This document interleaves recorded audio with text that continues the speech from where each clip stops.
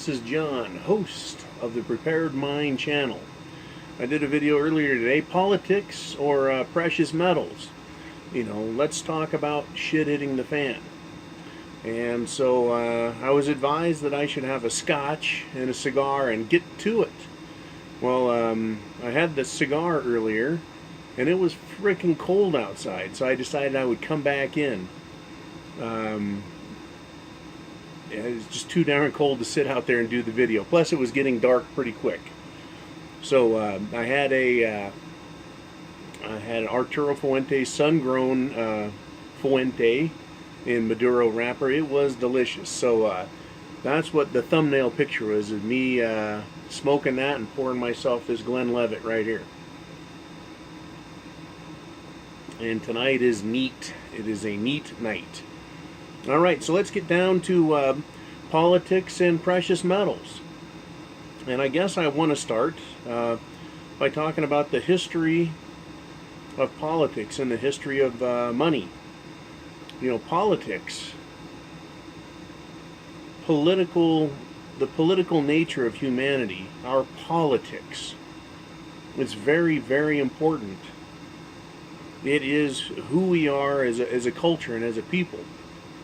And without a steady political system, which means a rule of governance or administration, some sort of standard by which civilization can live, you really can't have a stable culture, a stable system that can see prosperity exist. Prosperity takes place or manifests itself in many ways, in my opinion. One of those is a uniform culture. Another one is a system of trade. Another one is a system of peace. A peaceful coexistence with our fellow man. If we don't have good politics, you can't have prosperity. You can't have a financial system. You can't have a trade and barter system. You can't have anything. And you certainly can't have peace. So, that is why men have instituted governments among themselves. It's to keep the peace and help the prosperity, and to help the culture grow. And so that's really what we face with shit hitting the fan, is a loss of all of that. A loss of the political system, a loss of our prosperity, a loss of our economic ability. So I want to kind of go back in time a little bit. Go back to about the 1200s. And I want to go back to the time when the Knights Templar came into being. They were a paramilitary, para-religious organization. I'm sure a lot of you know about the Knights Templar. And they were based out of France. And at the time, the economy, believe it or not, was based upon sheep. Sheep. That was what their culture was based on. That was the sound basis for their economy. Trading of meat and wool off of sheep. And that really gives you an idea, even just 800 years ago, how far we have come. There were kings, and there were counts, and there were barons, and there were dukes. There were lords, there was aristocracy. And they were not really great administrators. And the church also was there. And they were barbaric. Let's fucking face it. They were barbaric. They didn't have a system of coinage. They didn't have a system of laws. It was basically a very brutal, very barbaric. But they considered themselves to be high and mighty compared to the Scots or the Danes or the Vikings. They believed that because they had church religion, that was the foundation for their civilization. It was just one crazy, crazy world. And at that time, at 1000 AD, the Muslims were a far superior culture than that of Europe, believe it or not. They were far more civil. They were far more interested in philosophy and education, mathematics, poetry. They were far more sophisticated. But Europe kind of came up out of the ashes. of the Dark Ages, and they started developing a system of administration, of government, of law. You've got to have law, some sort of justice, right? Some sort of uniform method for determining what is right and wrong. And they started with canon law, and legal principles developed out of that. It was a fucking mess, though. I mean, it really was basically a state of shit, it's the fan. They had nothing. So let's again look at what the basis of their civilization was. The foundation was sheep. Sheep. Trading the wool and trading the meat. Now, if you look at this really from a very fundamental principle, that provided them with Maslow's hierarchy, the base of it, the foundation: food, shelter, clothing, and protection. So the sheep provided food, and it provided the clothing, the wool, both skins and then garments and blankets made of wool. They needed that. You had to have it. Shelter could be made out of sticks and stones, right? That was shelter. It was a very primitive world. I like to think of all those cathedrals that were built back then, but they were built through taxation of, the church. They required people to pay money to them, and then they would build these grand buildings starting back then. But everyone else lived in fucking hovels. And they needed money. And so, I said, do we talk about politics tonight, or we talk about precious metals? Well, if you had a sheep, that's not a whole lot of wealth. And it takes so many hours to raise a sheep, to put time into it, food, to tend the sheep. So that's what gave things their value. What gave something its value is how much effort a human had to spend in the way of time or labor in order to acquire it. That is how something was established. That's how its value is established. So if it took 100 man hours to bring a lamb up to the age of sheep, then I had 100 hours worth. And let's just say a man was a miner, and he mined silver or gold or some other useful metal. His hours that went into finding that and getting it, procuring it, gave it its value. And metals were very valuable. Nickel, iron, copper, lead, steel was an alloy that was made of various metals, tin, antimony, and then of course silver and gold. And when you had one sheep, it had value. If you had 10, it had more value. If you had 100 or 1,000 sheep, that represented a lot of wealth for you, and you had to manage it. So when you look at how do you trade those sheep, and how do you do business?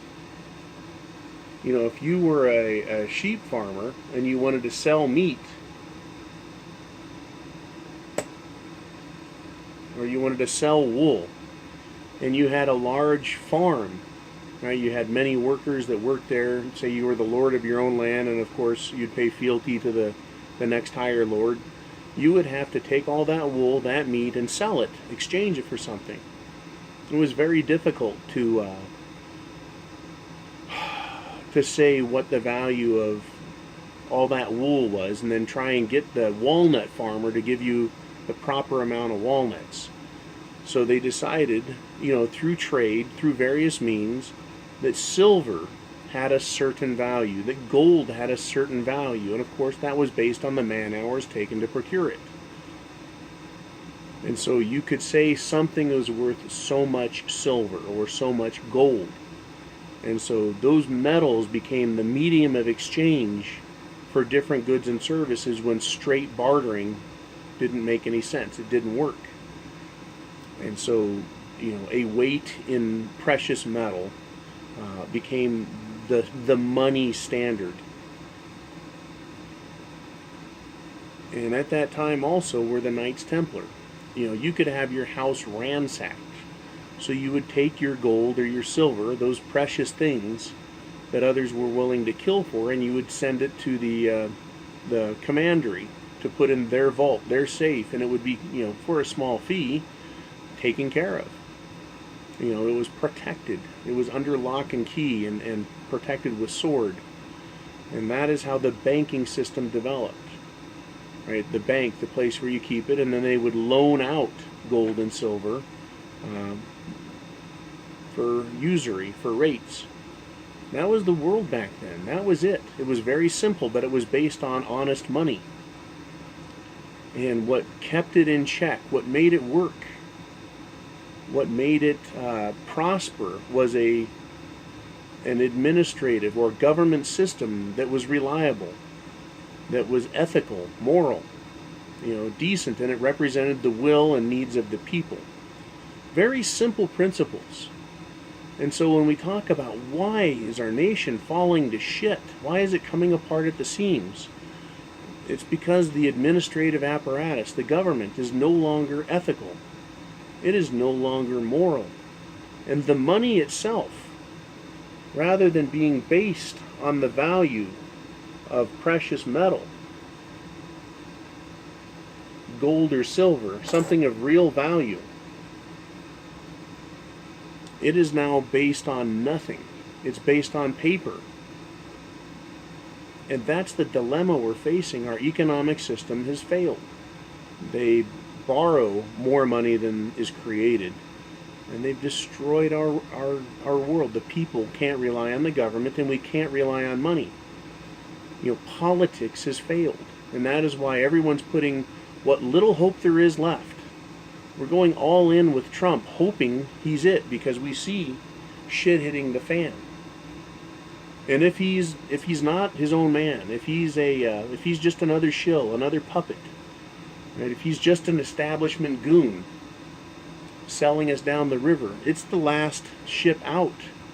We're fucked. So Trump is it. And if Trump fails, and even if he is his own man, as I pointed out in the last few videos, we can fall. And we are like those people 800, 900, 1,000 years ago.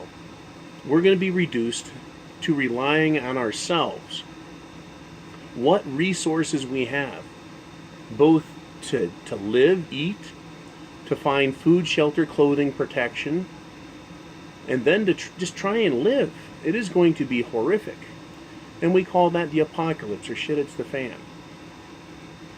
And when that happens, there's going to be a period of time where it's chaos and bedlam, where mayhem is going to be, the rule rather than the exception. And we're screwed for it. What can you do? So we talk about prepping, and then we get back to, well, what is it that you're really doing? Well, you're trying to live. You're trying to live. And so how do you do it? Well, you save food. You make sure you've got the ability to get clean water, clothing. Clothing's not a hard one. Clothing's everywhere. But shelter also, homes. That's really not a hard thing. Let's just say only half the people get wiped out in the first year, which is an impossibly high success rate. There'd still be plenty of housing. So those things aren't the problem, but survival is. And people in our industrialized nation and society don't know how to grow or get food. So there's going to be this time when I believe people are going to be starving, and they're going to be lawless. Especially those with no moral foundation, no moral compunction. They will kill. So we talk about buying ammunition and weapons. That other part, that neglected leg or neglected block at the bottom of Maslow's hierarchy, which is protection, self-preservation. Back when the aristocracy was running Europe, they offered that protection in their kingdom, and there was a price for it. You had to pay fealty. You had to pay tax, and it's always been there. The power, the lord, the they would protect you, but there's a fee, and if you don't pay the fee, you're kicked off the land. You're without their protection, very much like mafia, wouldn't you say? But they were sanctioned by the church. But when shit hits the fan in our world, we're looking at a very lawless state. Every man looking for himself, looking out for himself. And so what is the currency? Well, the currency is going to be just like it was with the sheep. It's going to be the food in your mouth, or the food you can put in your mouth. And you're going to have to protect yourself. But hopefully there comes a point when we grow through that, and we start looking again at some stability, some culture, some local law, right? Some sense of the body politic, that is, the people governing themselves. And you're going to need a way to do that, right? And there's going to need to be a medium of exchange, or a currency, so that a person with chickens can deal with someone else who sells vegetables. So, what is that currency going to be? Well, imagine the United States government crumbling, going away. It's not going to be Federal Reserve dollars. They're hardly going to be worth burning. Literally, they're worth nothing. And so, what is it that we really have? We have what we can buy now. And we're in a good position because of the industrial nature of our world. We can buy very valuable goods, very valuable commodities right now at this time, very inexpensively. That is, machinery and robots and automation and assembly line type production creates things very inexpensively. Can you imagine the amount of time it would take for one human being to make one .22 caliber round? Right? What would this cost for you to make? To go find the lead and then melt it and pour it into a mold, and same with the brass to create it, and then the chemistry to make both the gunpowder and the priming material, and then how to make it uniform and perfect so that it fires from a weapon, and they all fire the same, so they have a regular ballistic value, meaning you can hit what the fuck you're aiming at. How much would one of those cost? It would take you hours and days just to make one. Well, right now, that's about 5 cents. 5 pennies. Even 5 pieces of copper, 5 pennies. How long would it take you to go mine enough ore to make 5 pennies worth of copper? Well, it's not just the mining, but the heat that has to go to it and the equipment used to make the penny. We laugh at pennies, we throw them at each other as a joke, but the amount of manpower it takes to create that is enormously inexpensive in an industrial world. In a post-SHTF world, metals are going to be impossible to mine. We're only going to have those resources that are already available. So what we can do now with our money, what you can buy now, is incredible. It's of enormous value because you're getting it at a major discounted rate. So what is the currency in shit hits the fan? Well, it's barter where you can, and you only barter what you're willing and able to live without. So really, what has the most value? Well, it's going to be food, and it's going to be ammunition. What is this bullet? What is this .22 caliber round going to be worth a year after shit hits the fan? Well, this ridiculous nickel, it's tiny. It can kill a human, it can kill a deer, it can kill a squirrel, a dog. It can perform a lot of work for you. It's a nickel now. What's it going to be worth then? A whole chicken? Well, if it can kill a deer, it's worth a deer, is it not? If it can save your life, it's worth your life. That. So when we talk about money, we talk about currency when shit hits the fan. 45 caliber, 45 ACP, 185 grain. Nope, I take that back. 225 grain, 220 grain hollow point. That right there, what's it going to be worth? Well, that's worth a nickel, and that's worth a quarter right now. But what's it going to be worth when shit hits the fan? Well, it can kill a deer, it can kill a dog, it can kill a chicken, it can kill a human. Right? It's got copper, it's got brass, it's got lead, it's got a primer and powder. That's pretty valuable. Could that be a point or a medium of exchange? Yes. Right? This coin right here, that is a 1/2 ounce, 1/2 ounce silver coin. Right now it's worth about 10 bucks. That means it's worth about, if this is a quarter, 4 times 10, 40 of these. You see where I'm going with currency when shit hits the fan? This is a pretty small denomination, 1/2 ounce. I've got full ounces, I've got quarter ounces. I don't even want to go down to 10th ounces.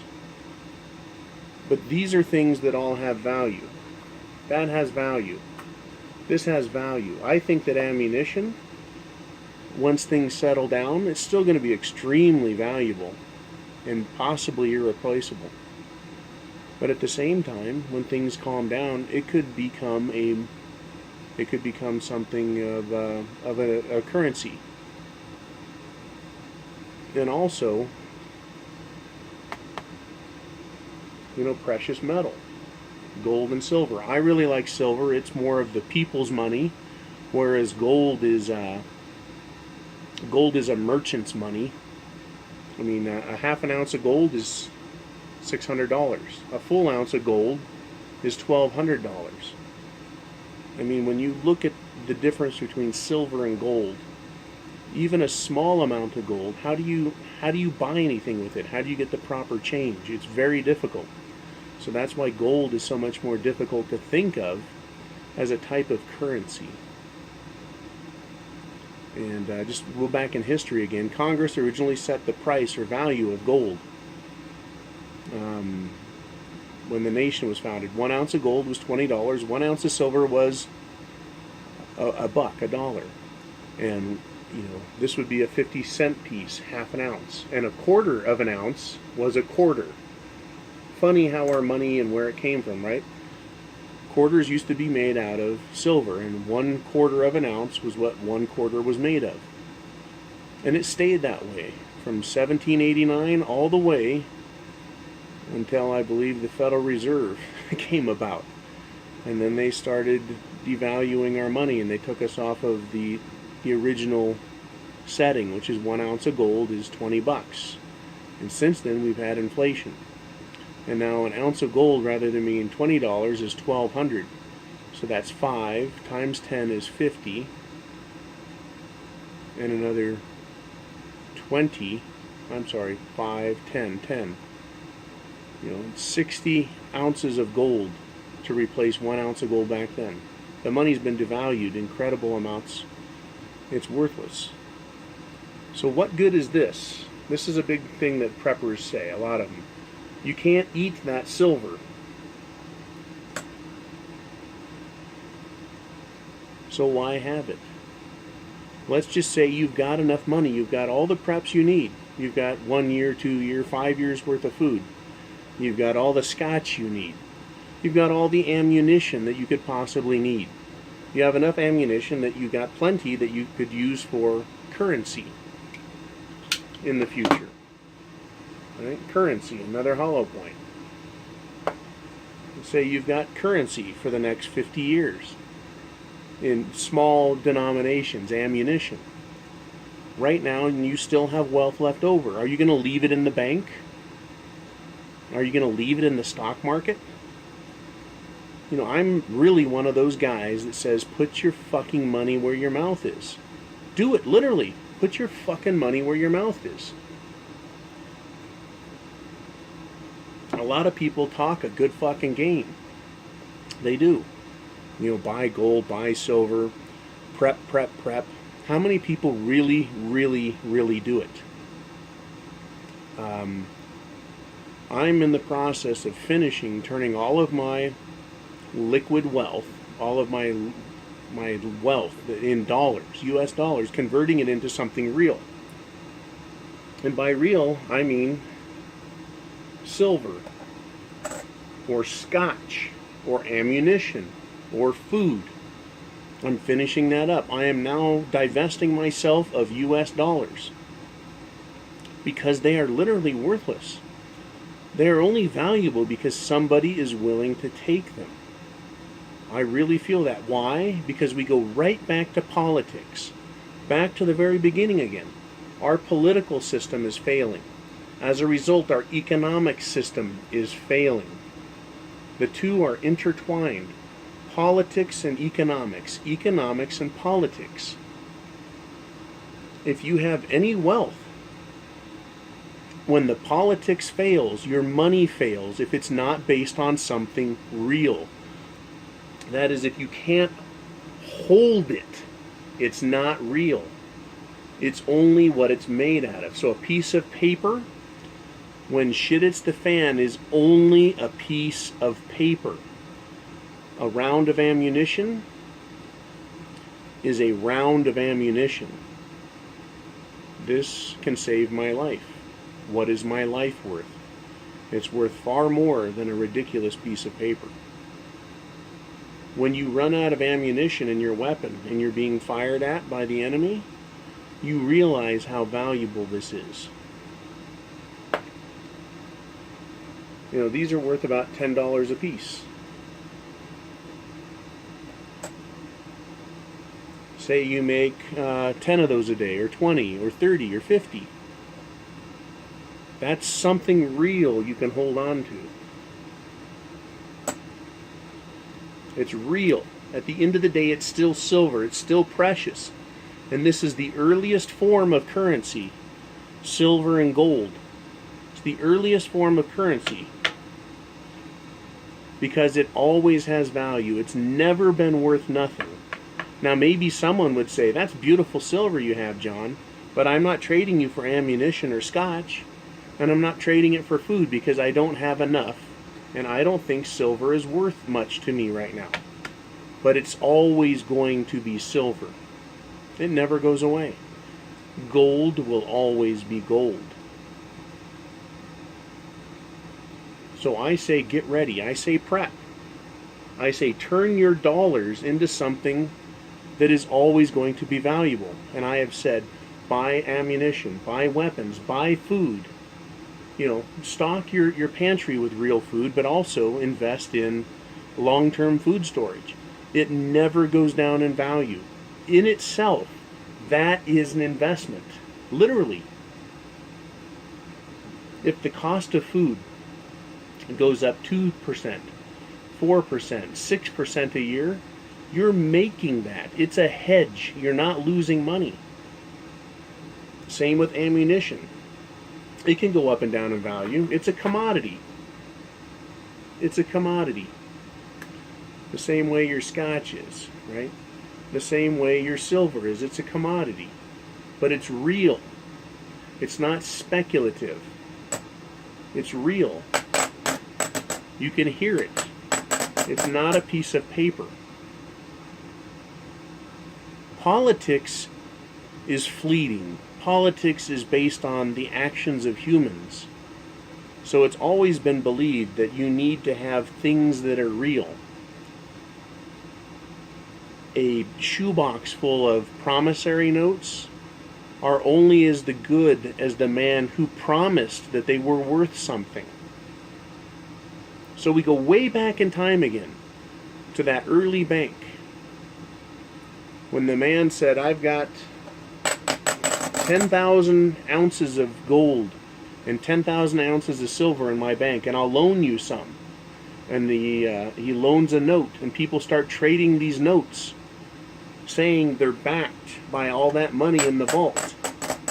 And it turns out the banker's loaned 50,000 notes, and he's only got 1,000. When people go to recover what those notes say they're worth and the money's not there, they discover the worthlessness of the paper. It's just paper. That is the problem with the system we have now. It is not backed by anything except another's willingness to accept it in exchange. This is silver. It's always going to have value. It's always going to have value. Always. Ammunition will always have value. That scotch will always have value. So put your money where your mouth is. If you believe the system is collapsing, if you believe you need to prepare, you need to look at your money. I am pulling my money out of the stock market. I've got somewhere around $22,000 left in there that I'm going to pull out. I'll pay the penalties, I'll pay my taxes, and I'm going to turn it into something real. Because when the system collapses, say it collapses for a month, for 2 months, for 6 months, for a year, and there's this semblance of government out there, and eventually we know it's going to be returned to right, but it'll be a different world. Do you think the government that reinstitutes itself under whatever color of law it comes about, whether it's another republic or whether it's something else, do you think they're going to accept Federal Reserve notes a year after shit hits the fan? You're out of your fucking mind if you think they're going to accept that. They're going to say, you could have gone into that vault over there at the local bank, take all those notes and just put them in your closet. That's not real money. You didn't earn it. It doesn't represent anything. It's worthless. But I'll tell you what. Right now my money buys gold, buys scotch, buys food, buys ammunition. Those are real things of value. And I can turn around and sell them. And shit hits the fan, they're going to be mighty useful. I can consume the food and use the ammunition to protect myself. But everything is an investment. It is real wealth. It has real value. Real value. This has value to protect me, and it has barter value. And when the politics comes back around, when the world is again trying to be civilized based on the stability of people in charge, they're going to know and remember, because they always do, that silver has value. My stocks and bonds, worthless. Worthless if shit hits the fan. And let me go so far as to say that even governments that don't go to shit hits the fan, that just restructure, they'll take all the money that's available, the money supply, i.e. paper money, and devalue it. Or make you trade old notes for new notes. So let's say they change the name of the Federal Reserve to the National Reserve. And so no store will accept Federal Reserve notes. You've got to take your Federal Reserve notes to the National Reserve Bank and exchange them. And they'll give you whatever denomination they see fit. And you'll take anything you can fucking get. But those new notes, those new National Reserve notes, guess what? That silver can be purchased with them. And I can take this silver and I can go purchase notes, and the notes can purchase silver. This can purchase Federal Reserve notes, and Federal Reserve notes at this time can purchase silver. After shit hits the fan, Federal Reserve notes are going to be worth nothing. Stocks and bonds are promises of sorts. Because you put money in it, you're supposed to get money back out of it if it can be sold. If a company goes belly up, you lose your ass. It is a risk, it's a gamble. It's fucking worthless. So why would you do that? Especially at a time when the leaders are morally bankrupt. Why would you risk everything you have ever done? Why? Why would you do it? When you can turn what you have done with the muscle on your bodies and the brains between your ears into something real. People love to say, well, I'm getting 10% on my money. I got a friend of mine makes 20% a year on stock market. And I ask him, I go, what happens? What happens when you wake up one morning and there's a stock market crash? What's your stock worth then? And he says, well, nothing. I said, right. So basically, you're buying emotional feelings with those stocks. Because if it does crash, it's worth nothing. But when I go to my vault, when I go to the person who's keeping all of this safe for me, and I say, let me see my silver, I have something that is always going to be real. It's always going to be there. When I go into my closet and I pull out my magazines that are loaded, check out my ammunition supplies, go into my larder and observe all my scotch, it's real. Politics is fleeting.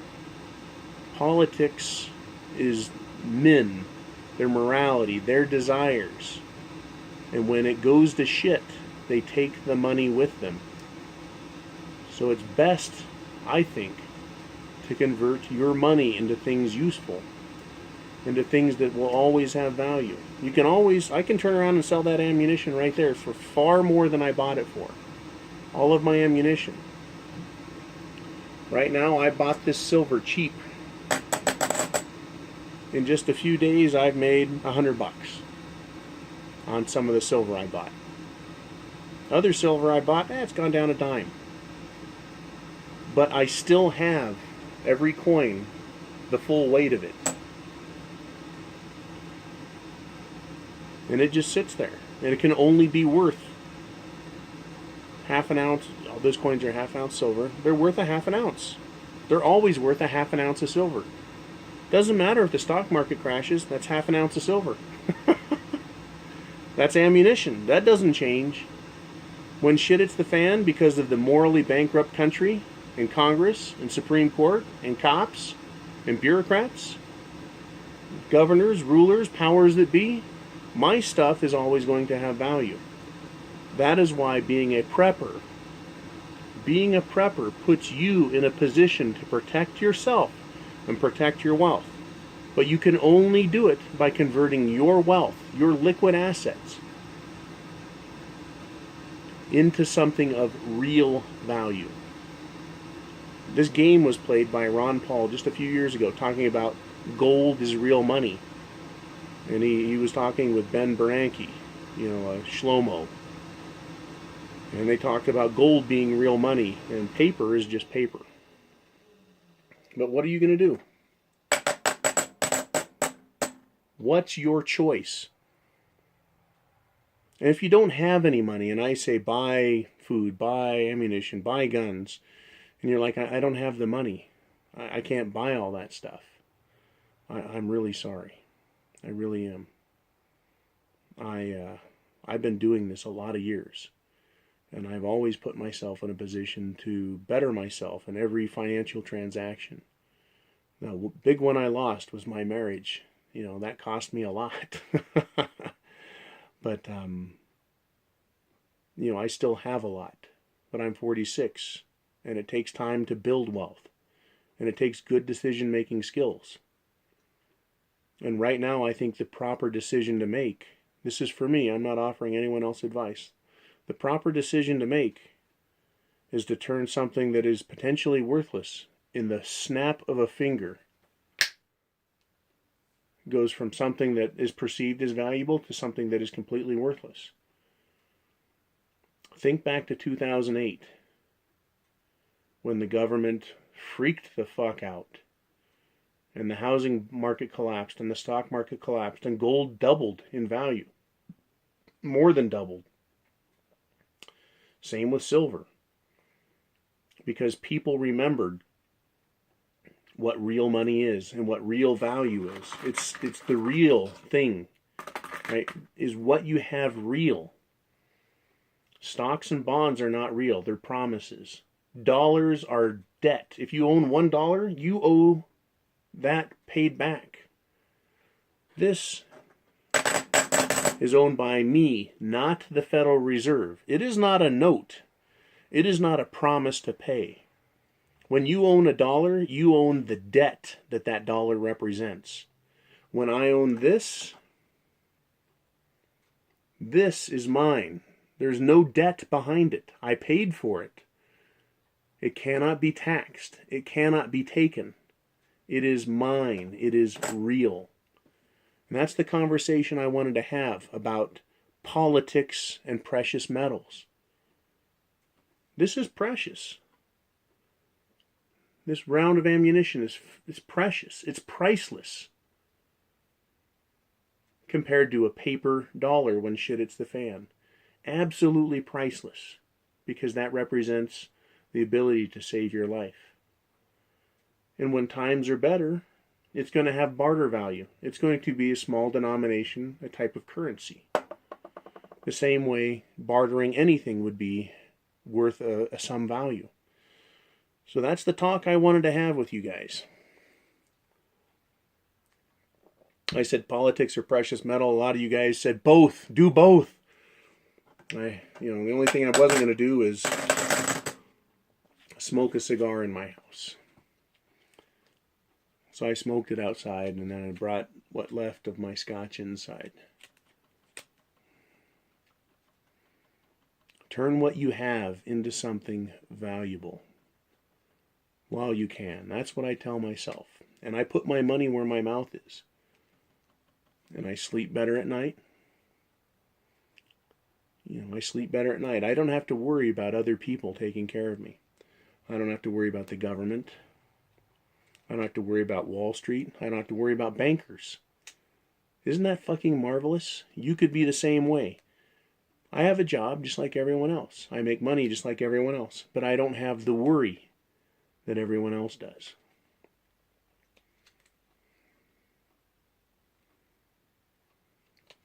I like having real coinage. Something real.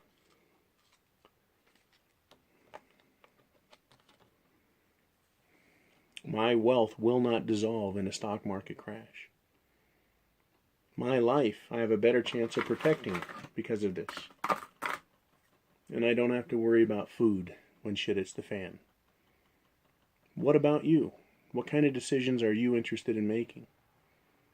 I know this has been a very long video, but it's an important subject. It's probably the subject.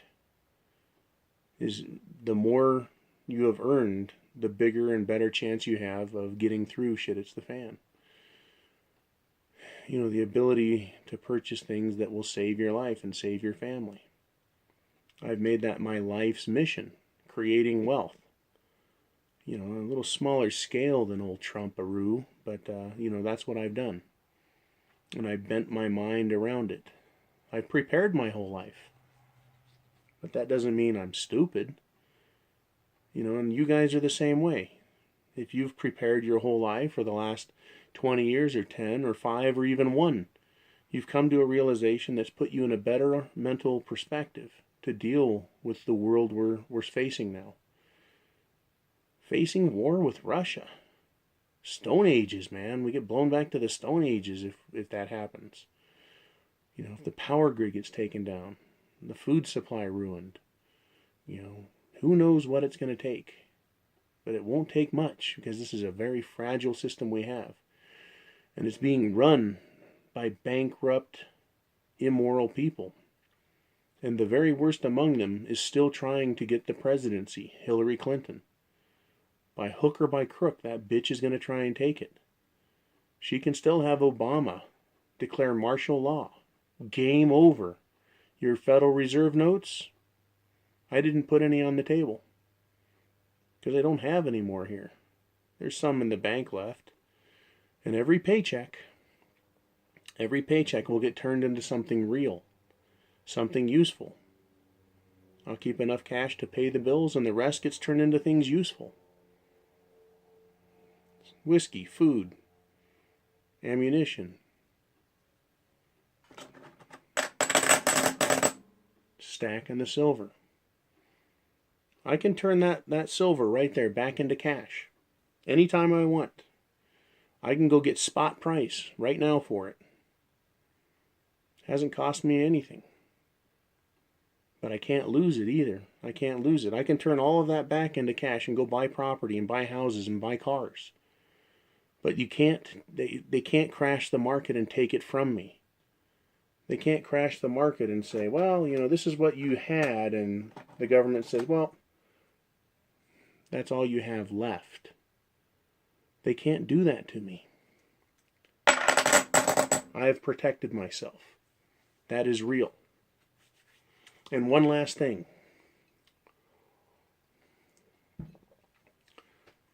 Paper gold and paper silver and Bitcoin are not real when the system crashes. Those are notes. Those are promises to pay. And they're speculative. And I know there's a lot of people that love Bitcoin. But if the electronic system goes down, what is it? It is just a Ponzi scheme. In a year after shit hits the fan, will anyone remember what Bitcoin was? Will anyone remember what promissory notes for gold is? If you pulled out a gold contract you bought and try and collect it, who's going to give you anything for it? You could give me $1 million gold contract a year after shit hits the fan and say, John, I want to trade you that for that half-ounce coin.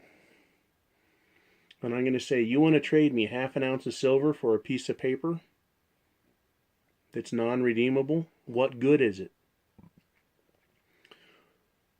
So like the Federal Reserve, those that sell notes saying that, you own gold, you've bought speculative gold, all you've done is bought a right, a license, and that's it. It's just a piece of paper saying it's worth something, and you can only sell it to someone else who wants to pay you for it. I won't buy a piece of paper. No, sir. Won't do it.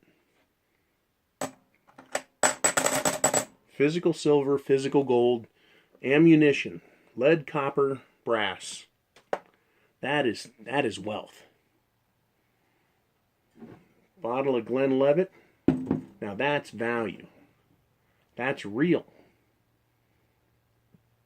I was going to bring in some MREs, but there's not very much room on my table here. MRE, what's that going to be worth? A good solid meal when shit hits the fan. If you don't have food, someone may trade you a stack of silver, right, for that. But what's it really worth? Only what someone's willing to trade. No one's going to trade anything for paper money. You can't eat it. You can't eat that silver there either. But when things settle down, after shit hits the fan, if you've got the excess wealth, if you've got enough wealth to start stacking, this is what I thought. That is worth more. It's definitely worth more. That's worth more than paper. I like that sound. It's the sound of something real. Alright, I guess I've belabored the point long enough. And I want to thank you all for watching, subscribing, sharing my videos. The channel has grown tremendously since the election started. I think about 2 weeks before the election, my channel took off. A lot of people became very concerned. I would say gravely concerned. And with good cause, good reason. The world is a very uncertain place. Very uncertain. And I think my channel has offered value because you guys have responded to my videos. You've made yourselves available for commenting and for answering comments and for exchanging ideas. Again, something of value. So, that'll take care of it. Please share this video with people, hit the share button down there. And send it to people that you care about. Let them know that they need to start preparing. It's never too late to start. Well, it could be too late. But you got to start sometime, and you got to start somewhere. So it might as well be now if you haven't yet. Okay, this is John, host of the Prepared Mind channel. Chance favors the prepared mind. Is yours. Is your mind prepared? Are you prepared? Semper Fi.